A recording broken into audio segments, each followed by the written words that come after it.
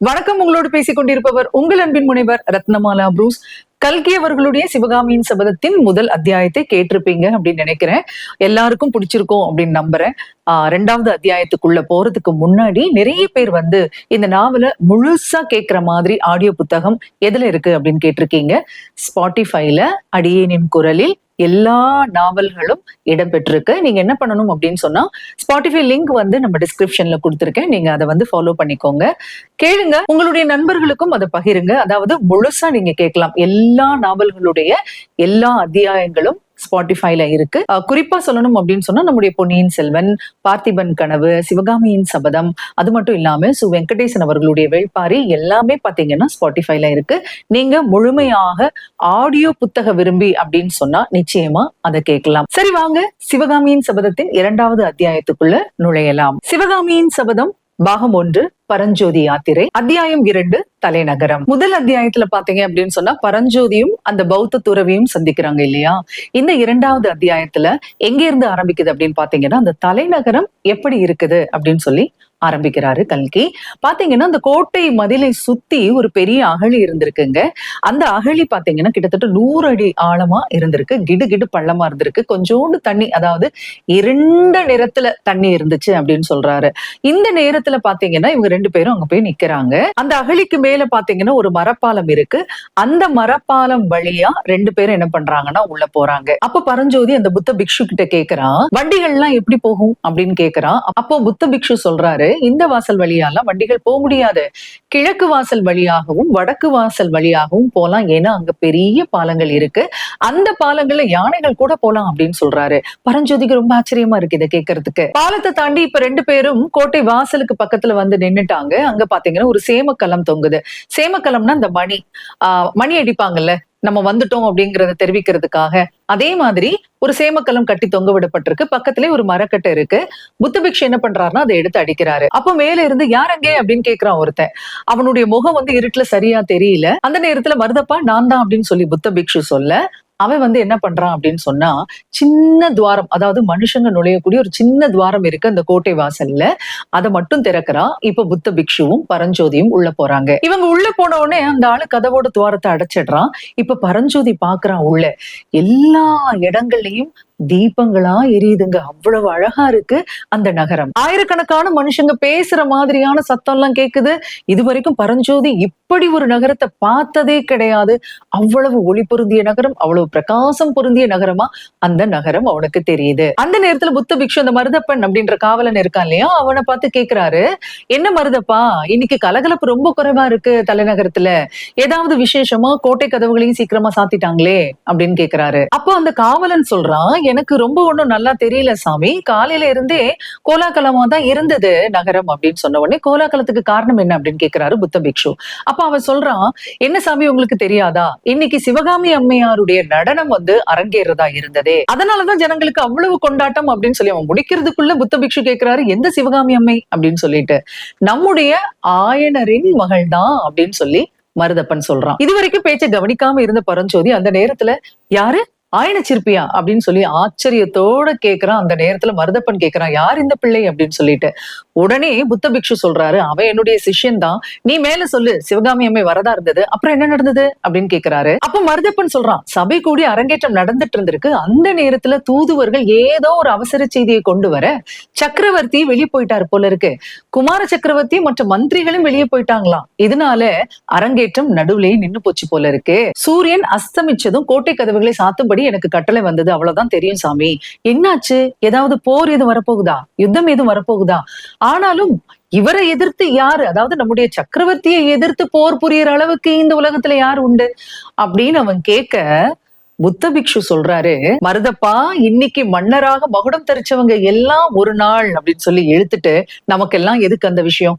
சரி, உன் பையன் நல்லா இருக்கானா அப்படின்னு கேக்குறாரு. மருதப்பனும் ரொம்ப சேமமா இருக்கிறான் உங்களுடைய தயவால அப்படின்னு சொல்றான். ஏன் மருதப்பன் அப்படி சொல்லணும் அப்படின்னா, மருதப்பனுடைய பையனை ஒரு பாம்பு தீண்டிருங்க. அந்த பாம்பு தீண்டின அந்த பையனை புத்த பிக்ஷு தான் காப்பாத்திருப்பாரு சில மருந்துகள்லாம் கொடுத்து. அதனால அந்த நன்றி உணர்வோட தான் இன்னைக்கு இவர் மணி அடிச்சதும் அவன் என்ன பண்ணிட்டான், கதவை திறந்து விட்டுட்டான். இதுதாங்க மருதப்பனுக்கும் அந்த புத்த பிக்ஷுக்கும் உள்ள ஒரு தொடர்பு. இப்ப மருதப்பன்ட்ட சொல்லிட்டு பிக்ஷு என்ன பண்றாருன்னா நடக்க ஆரம்பிச்சிட்டாரு. பின்னாடியே பரஞ்சோதி கேக்குறான், இந்த கோட்டைகள் எல்லாம் இப்படி சாத்தப்பட்டிருக்கும் போது கூட உங்களுக்கு மட்டும் எப்படி அவன் கதவை திறந்தான் அப்படின்னு சொல்லி கேக்குறான். அந்த நேரத்துல இவர் சொல்றாரு, எல்லாம் இந்த காவி துணியின் மகிமைதான் அப்படின்னு சொல்லிட்டு. அப்ப பரஞ்சோதி கேக்குறான், ஓஹோ, பல்லவ நாட்டுல காவி துணிக்கு மகிமை இருக்குதா, ஆனா சமணர்களை மட்டும் ஏன் அப்படின்னு சொல்லி இழுக்கும் பொழுது புத்த பிக்ஷு சொல்றாரு, சமணர்கள் சும்மாவே இருக்க மாட்டாங்க, ராஜ காரியங்கள்ல எல்லாத்துலயுமே தலையிடுவாங்க, அதனாலதான் அவங்கள பிடிக்கல.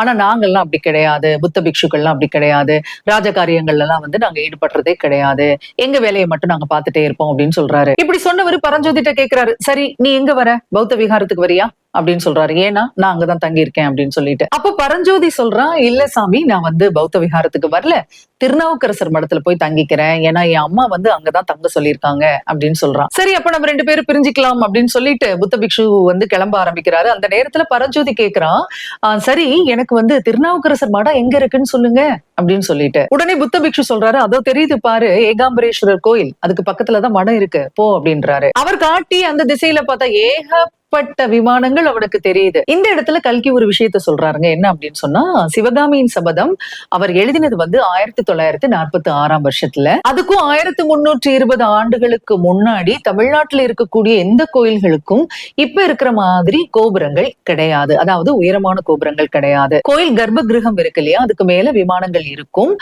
அதே போல பாத்தீங்கன்னா சிவன் கோயில்கள், மாட மாளிகைகள், அதுக்கப்புறமா அரண்மனை எல்லாமே பாத்தீங்கன்னா கிட்டத்தட்ட ஒரே உயரத்துலதான் இருந்திருக்கு. அதனாலதான் பரஞ்சோதி குழம்பி போறான், இது என்னடா சுத்தி இருக்கிறது எல்லாமே விமானங்களா இருக்கு, இதுல எதை சொல்றாரு அப்படின்னு சொல்லிட்டு அவனுக்கு சந்தேகம். அதை கேட்கறான். அப்ப புத்த பிக்ஷு சொல்றாரு, நீ போற இடத்துல ஒவ்வொருத்தையும் கேட்டு கேட்டு போக வேண்டியதானே, வாய் இருக்குதுல்ல அப்படின்னு சொல்றாரு. அதே நேரத்துல ரொம்ப ஜாக்கிரதையாரு, ஏன்னா காலம் மாறிட்டு இருக்கு அப்படின்னு சொல்றாரு புத்த பிக்ஷு. சரின்னு சொல்லிட்டு இவன் என்ன பண்றான், கிளம்ப ஆரம்பிக்கிறான். இப்ப 2 பேரும் பிரிஞ்சு அவங்கவுங்க வழியில போக ஆரம்பிச்சுட்டாங்க.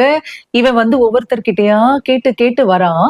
ரொம்ப தூரம் சொல்லிட்டே இருக்காங்க, இங்க இருக்கு அங்க இருக்கு அப்படின்னு சொல்லிட்டு. ஆனாலும் அவனுக்கு களைப்பா தெரியல, ஏன்னா அவன் முதல் தடவையா இந்த மாதிரி ஒரு பெரிய நகரத்தை பாக்குறான். அதனால அந்த ஆசையிலே என்ன பண்றான் அப்படின்னு சொன்னா நடந்து வந்துட்டே இருக்கான். வீதிகள்லாம் பாத்தீங்கன்னா ஜே ஜேன்னு இருக்கு, விளக்குகள் எல்லாம் அவ்வளவு பிரகாசமா ஒளி விட்டுட்டு இருக்கு. காசில இருந்து கன்னியாகுமரி வரைக்கும் விளைகின்ற எல்லா பொருட்களும் இந்த வீதிகள்ல கிடைக்குது. இந்த இடத்துல கல்கி ரொம்ப அழகா சொல்றாரு பாருங்க, புஷ்ப கடைகளாக ஒரு பக்கம், பழக்கடைகளாக ஒரு பக்கம், பட்சண கடைகளாக ஒரு பக்கம், தானிய கடைகள் ஒரு பக்கம், முத்து ரத்தின வியாபாரிகளின் கடைகள் இன்னொரு பக்கம், இப்படி கடை வீதியானது எல்லையில்லாமல் வளர்ந்து கொண்டே போயிற்று அப்படின்னு சொல்றாரு. அதாவது எல்லா கடைகளும் அந்த நகரத்துல இருந்தது அப்படிங்கறது ரொம்ப அழகா இந்த இடத்துல சொல்றாரு. இப்படி வீதி வலம் வந்துட்டே இருந்த பரஞ்சோதி ஒவ்வொருத்தர்கிட்டயா கேட்டு கேட்டு கடைசியா ஏகாம்பரேஸ்வரர் கோயில் இருக்கிற இடத்துக்கு பக்கத்துல வந்தாச்சுங்க. அந்த நேரத்துல பாத்தீங்கன்னா திடீர்னு நாலாபுறமும் மக்கள் சிதறி ஓடுறாங்க, ரொம்ப பயங்கரமான சத்தம் போட்டுட்டே ஓடிட்டு இருக்காங்க எல்லாரும்.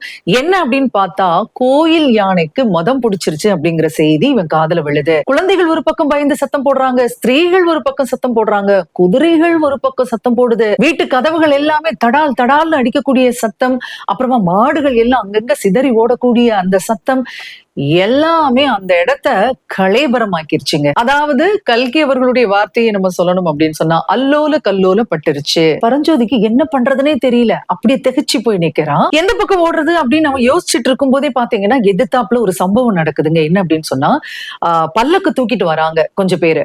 அதுக்குள்ள பாத்தீங்க அப்படின்னு சொன்னா அழகான ஒரு பொண்ணும் அவளுக்கு பக்கத்துல ஒரு பெரியவரும் இருக்காங்க. இங்க மத யானை வருது பாத்தீங்களா, இதை தெரிஞ்சுக்கிட்டு அந்த பல்லக்கு தூக்கிகள் என்ன பண்றாங்க அப்படின்னு சொன்னா, பல்லக்க அப்படியே அதுல வச்சுட்டு நாலாபுறமும் சிதறி ஓடுறாங்க. இதை யாரு பாக்குறா, பரஞ்சோதி பாக்குறான். அதே சமயத்துல இவனுக்கு பின்னாடி இருந்து மதம் கொண்ட யானை ஓடி வருது. அந்த நேரத்துல பூமியே அதிருதுங்க. இதெல்லாம் பரஞ்சோதி பார்த்துட்டு ஒரு கணம் தயங்கி நின்னா கூட அடுத்த கணம் என்ன பண்றான் பாருங்க, சட்டுன்னு தன்னோட பைய திறந்து அதுக்கு உள்ள இருக்கக்கூடிய ஒரு வேல் முனையை எடுத்து தன்னுடைய கம்புல அப்படியே பொருத்திக்கிறாங்க, செருகிக்கிறான். செருகினதோட என்ன பண்றான் பாருங்க, அந்த யானைக்கு மேல தூக்கி எறிகிறானா. அப்போ அந்த வேல் யானையோட இடது கண்ணுக்கு கீழே பாஞ்சிருதுங்க, வலியால துடிக்குது. ஏற்கனவே பாத்தீங்கன்னா மதம் கொண்ட யானை இல்லையா, அது மட்டும் இல்லாம இப்ப வேல் வேற கண்ணுக்கு பக்கத்துல பாஞ்சிருச்சு, சும்மா இருக்குமா, பயங்கரமா பிளிருதுங்க. அந்த சத்தத்தை கேட்ட யாருமே மயக்கம் போட்டுதான் விழணும், அந்த அளவுக்கு ஒரு சத்தம். தன்னோட துதிக்கையால வேலை பிடுங்கி கீழே போடுது, அதை மிதிக்குது, கலேபரமாக்குது அந்த இடத்த. அதோட சும்மா நிக்குமாங்க, வேலை யாரு எரிஞ்சான்னு பாக்குது. இங்க யார் நிக்கிறா, பரஞ்சோதி. அவனை துரத்திட்டே போகுதுங்க. இப்ப பல்லக்கு இருந்த திசைக்கு எதிரில ஓடுறான் யாரு, பரஞ்சோதி, தன்னுடைய உயிரை காப்பாத்திக்க. எப்படி செஞ்சானே அவனுக்கு தெரியல இந்த வேலையை. எது செஞ்சுட்டான். இப்போ வேகமா துரத்துது அந்த யானை அவனை. உடனே அங்க இருக்கக்கூடிய ஒரு சந்துல ஓடுறாங்க. சந்துல ஓடுனதுக்கு அப்புறம் பாத்தீங்கன்னா ஒரு விசாலமான ஒரு பெரிய தெரு வருது. அங்கேயும் ஓடிட்டு இருக்கிறான். அப்போ எதிர்த்தாப்புல ஒரு 5-6 யானை வருது. அத வந்து மாவுத்தர்கள் கூட்டிட்டு வராங்க. எதுக்காக அப்படின்னு சொன்னா மதம் பிடிச்சது இல்லையா, இந்த யானையை கட்டுப்படுத்துறதுக்காக. இதையும் புரிஞ்சுக்கிட்டான் பரஞ்சோதி. புரிஞ்சுக்கிட்டாலும் அவனுடைய நெஞ்சு பட பட பட படன்னு அடிச்சுட்டே இருக்குங்க.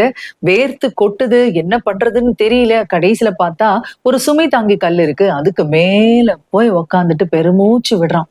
அப்பாடா அப்படின்னு சொல்லிட்டு. அந்த நேரத்துல அவன் மனசு வந்து யோசிக்குதுங்க, நம்ம வந்த காரியம் என்ன, நம்ம செஞ்சிட்டு இருக்கிற காரியம் என்ன, இப்படி எல்லாம் ஏன் செஞ்சிட்டு இருக்கிறோம், ஏதாவது நமக்கு நடந்துருச்சுன்னா நம்முடைய தாய் என்ன ஆவா, நம்பிங்க அனுப்பிச்சிருக்கா இல்லையா, என்ன ஆயிருக்கும் அப்படின்னு சொல்லிட்டு யோசிச்சுட்டு இருக்கிறாப்புல. அந்த யோசனையோட இன்னொரு யோசனையும் வருதுங்க. என்ன அப்படின்னு சொன்னா, அந்த சிவிகை இருக்கு இல்லையா, அந்த பல்லக்கு இருக்கு இல்லையா, அதுக்கு உள்ள ஒரு அழகான தேவதை இருந்தா அப்படின்னு சொன்னேன்ல, அவளுடைய ஞாபகமும் அவளுடைய பக்கத்துல இருந்த அந்த பெரியவருடைய ஞாபகமும் இவனுக்கு வருது. மத யானையால அவங்களுக்கு ஆபத்து அப்படின்றதுனால தான் இவன் என்ன பண்ணினா, வேலை எடுத்து எரிஞ்சான் இல்லையா. இப்ப யோசிக்கிறான், அந்த சிவிகையில இருந்த அந்த பெண் வந்து ஒருவேளை இந்த அரங்கேற்றம் நின்னது அப்படின்னு சொன்னாங்கல்ல, அதாவது சிவகாமின்னு சொன்னாங்கல்ல, அவங்களா இருக்குமோ. அந்த பெண்ணோட பக்கத்துல ஒரு பெரியவர் இருந்தாரே, அந்த பெரியவர் ஒருவேளை சிவகாமியின் தந்தை ஆயனரா இருக்குமோ அப்படின்னு சொல்லிட்டு சிந்திச்சுட்டே இருக்கிறான் பரஞ்சோதி. அந்த நேரத்துல அவனையும் அறியாம அவனுடைய கண்கள் அப்படியே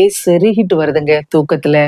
எப்படி கல்கி இங்க எழுதியிருப்பாரு பாருங்க, அவனுடைய கண்களை நித்திரை தேவி தழுவலானாள் அப்படின்னு சொல்லி இந்த அத்தியாயத்தை முடிச்சிருப்பாரு. ஆக இந்த அத்தியாயத்துல தலைநகருடைய அழகையும் சிவகாமியுடைய அந்த வருகையையும் ரொம்ப அழகா பதிவு பண்ணியிருக்காரு கல்கி அவர்கள்.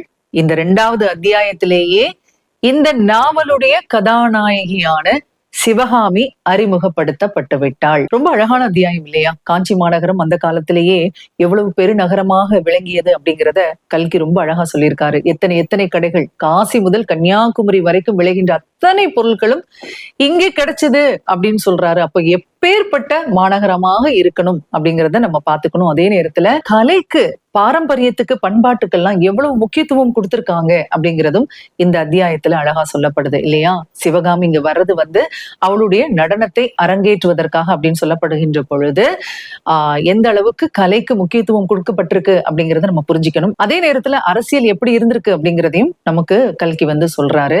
எப்படின்னா வந்து ஒரு தூதுவன் வந்து அவசரமான ஒரு செய்தியை கொண்டு வர மன்னரும் மற்றவர்களும் அங்கிருந்து கிளம்புகிறார்கள் அப்படின்னு சொல்லும் பொழுது அப்பவே வந்து அரசியல் வந்து எப்படி சூடு பிடிச்சிட்டு இருந்திருக்கு அப்படிங்கறத வந்து நம்ம பார்க்க முடியுது. உங்க எல்லாருக்கும் ரொம்ப பிடிச்சிருக்கும் அப்படின்னு நம்புறேன்.